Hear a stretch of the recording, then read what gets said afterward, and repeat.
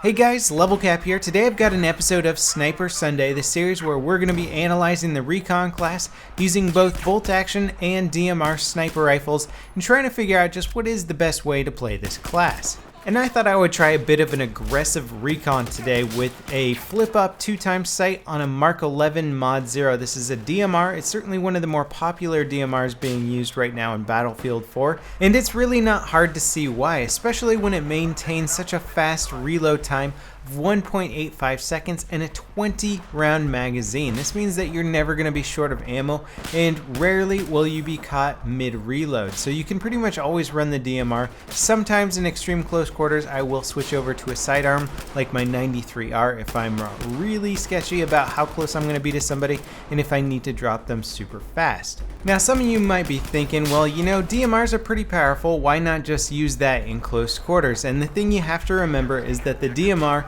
provided that you're not hitting headshots, is going to be a 3-shot takedown. It's both a 3-shot takedown in close quarters and long range. It's such a weirdly balanced weapon in that situation where it's one of the only guns in the game where it's the same amount of bullets required to take down a target at close quarters and long range. I'm not even really 100% positive on the damage model with these guns. I'm not sure why it was done this way, but needless to say, 3 shots to take somebody down with guns that are ranging between 260 and 333 rounds per minute is still very slow, and it's going to put you at a huge disadvantage against pretty much any full auto weapon.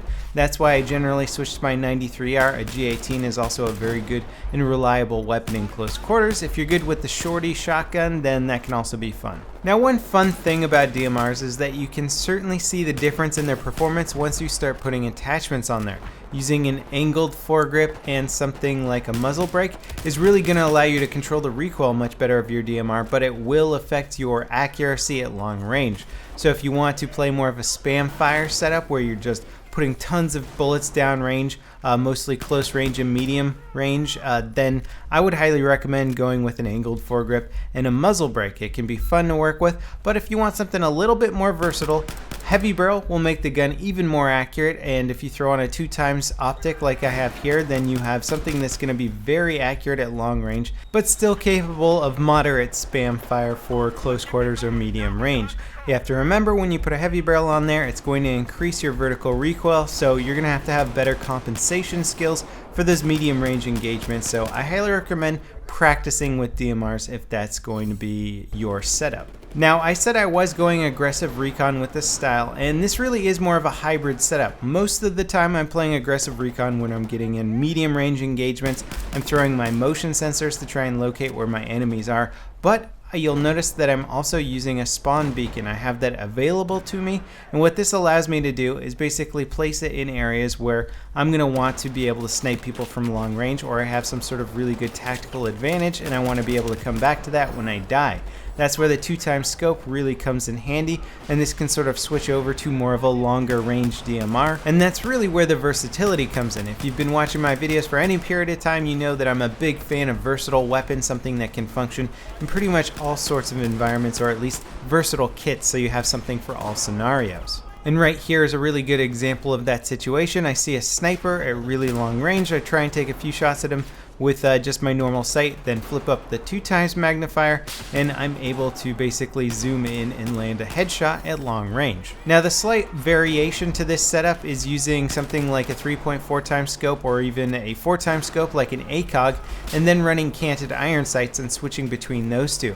It's actually even a faster switch between canted iron sights than it is to flip up a 2x sight. So if that's your style, it might work better for you. I don't necessarily need the maximum zoom of the ACOG on here, and I really like my red dot sights versus the canted iron sights. But if you can manage to work with the canted iron sights for close quarters, then you're probably going to have a pretty nice setup using something like the ACOG, because it's going to give you that much more accuracy at range. And again, if you combine it with a heavy barrel, then this is certainly going to have enough accuracy to really drop your targets at further ranges. Now let's bring up the SimThick stats here and really get into the details, try and figure out why the Mk11 Mod 0 is a decent DMR compared to any of the other DMRs out there. Maybe it's not, let's figure it out.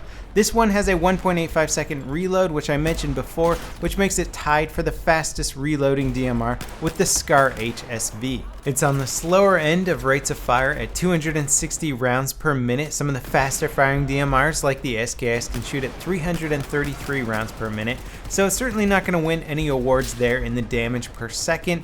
Its bullet velocity is 550 meters per second, which sounds pretty good, but for DMRs it's pretty much average at best. Then again, some of the fastest muzzle velocity for DMRs out there is only 600 meters per second, so a 50 meter per second discrepancy between this and the fastest firing one isn't really that big of a deal. It's still going to be decent for trying to hit long range targets and moving targets. When it comes to recoil, the vertical recoil on this thing is certainly average. The side-to-side recoil pulls to the right every time pretty severely, so you have to get used to that pulling to the right recoil. Once you are, it's predictable, but it can have a little bit more of a learning curve than your average DMR. Its aiming down sight is average, its hip fire is pretty average.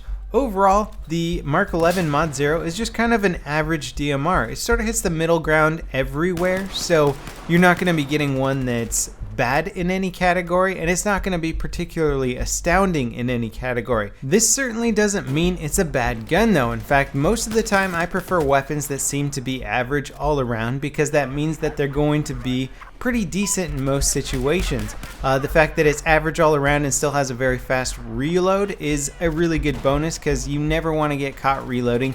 Granted, DMRs, if you are keeping your distance from your target, then reload speed isn't as big of a deal as it is with other guns, so it really ends up performing as just a good learning kit or a good starter kit. It can certainly push you in the right direction of where you want to go with DMRs. Say you like the Mk11 Mod 0, you get used to it, but you decide you want something with slightly faster rate of fire. You end up playing in close quarters more than you thought you would. And that can mean that the SKS is really the right direction to go from there. Maybe you really just only engage people at long range, reload time isn't quite as big a deal to you, or magazine capacity isn't quite as big a deal to you, but you want some faster bullet velocity, then you can go with the SVD-12. All in all, the DMRs are very similar in many ways, they just differ slightly. So once you learn your play style, starting from the Mk11, because it's a very good gun to try and figure out where you want to go, then you can kind of adapt from there. Maybe you really just like the versatility of the Mk11 Mod 0 and you're happy with its performance at long range and medium range, and you just want something that's kind of average straight down the line that doesn't require too specific of a playstyle to be decent with it. Now here I am on the rooftop of LevelCapGaming Team Deathmatch, and I gotta say the roofs of LevelCapGaming TDM are some of the best places to be, especially if you're a sniper.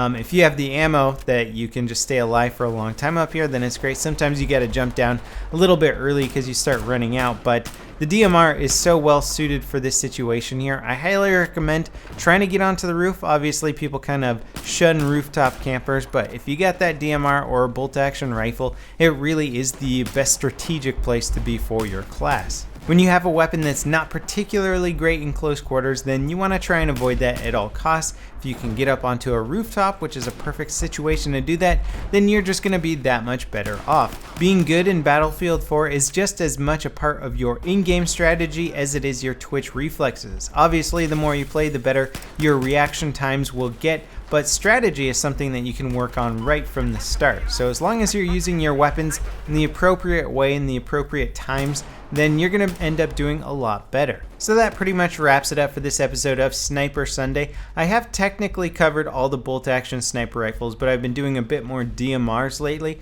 Let me know if you want me to go back and talk about some of the other bolt action sniper rifles. Would love to hear what you think. And as always guys, thanks for watching, and I'll see you next time. This is LevelCap signing off.